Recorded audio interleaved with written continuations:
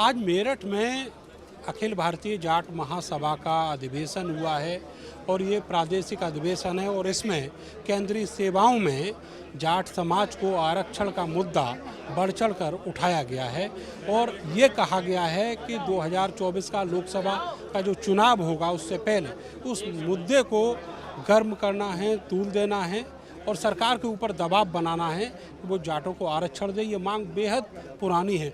मेरे साथ जाट महासभा के जो जनरल सेक्रेटरी हैं युद्धवीर सिंह, वो मेरे साथ मौजूद हैं।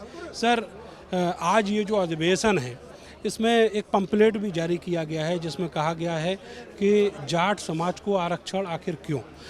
ये कहा जाता है, माना जाता है कि जो आर्थिक रूप से और सामाजिक रूप से पीछे होते हैं जो समाज, उनको आरक्षण की बात कही जाती है, मांग भी होती रही है। आपकी भी मांग काफ़ी पुरानी है, थोड़ा बताना चाहेंगे कि क्या इसमें डिटेल है? देखिए, ये जो सामाजिक पिछड़ेपन को आधार बना के मंडल कमीशन में आरक्षण दिया गया, एक उसमें उसके इंडिकेटर बने, सर्वे हुआ, जो भी रिपोर्ट है मंडल साहब की, पूरी रिपोर्ट में उसने ये माना कि जाट जो है क्वालिफाई करते हैं उस सारे।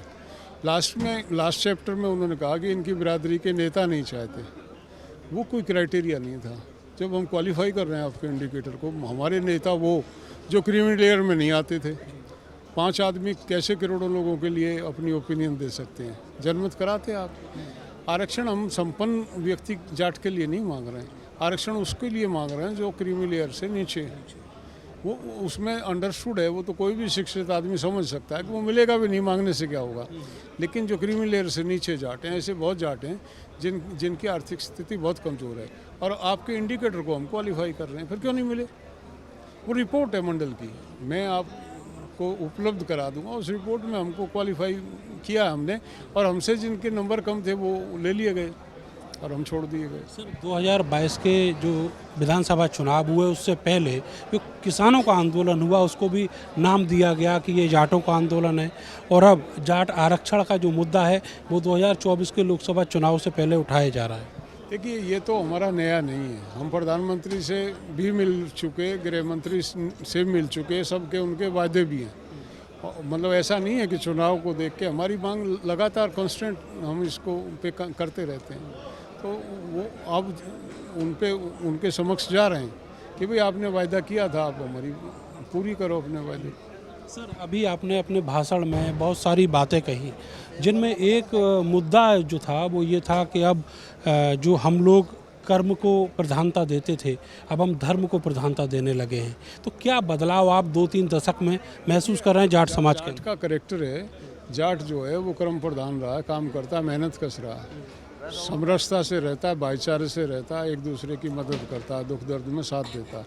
जाट जो है वो कभी इस ये जो आडंबर में नहीं पड़ता।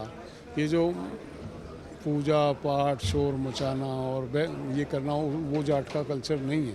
आज हमारी नई पीढ़ी जो है ना, जो भूल गए कि हम क्या थे, हमारे पूर्वज क्या थे, वो भ्रमित हो रहे हैं, जो शहर में आगे खासतौर पे वो लोग, और वो उस भेड़ चाल में चल रहे हैं। जैसे सोशल मीडिया आज कोई भी त्यौहार बना देता है देश में, सोशल मीडिया के माध्यम से त्यौहार बन जाते हैं, नए नए त्यौहार बन रहे हैं, नए नए रीति रिवाज बन रहे हैं, और समाज उसको फॉलो कर रहा है। हम ये कह रहे हैं भाई हमारा ये आचरण नहीं था हमारे बड़ों का, हमारे जो आचरण थे हम उस पर ही रहेंगे, तब ही हमारी पहचान है, अन्यथा हमारी पहचान मिट जाएगी। सर, अभी चौधरी नरेश टिकैत ने एक चिंता जाहिर की, जाट समाज में जो जनसंख्या का घनत्व है वो लगातार घट रहा है, उसको लेकर। देखिए, वो तो जाट समाज में नहीं, कोई भी शिक्षित समाज में वही परिपाटी आ रही है, वो नरेश जी का सोच है।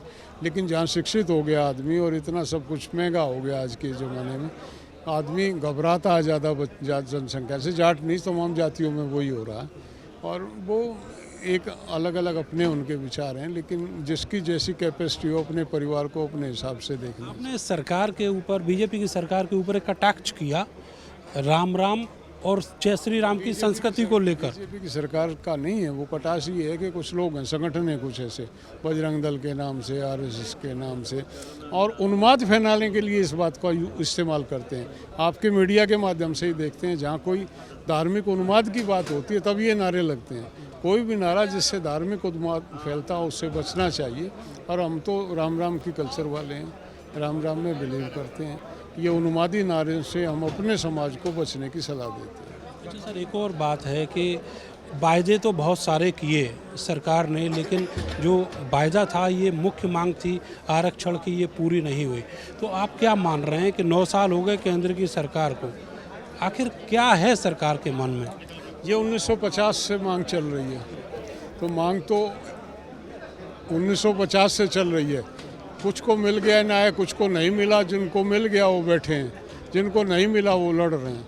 ये तो मतलब 70 साल पुरानी मांग है। सरकार की विश्वसनीयता पे कहीं ना कहीं एक सवाल है। नहीं, सरकार जो है सरकार ने डिच किया, हमको धोखा दिया। सरकार ने यूपी के दोनों चुनावों से पहले हमको वायदा किया, और उसके बाद चुनाव में जब वोट ले ली जाटों की, उसके बाद मुकरे ये लोग।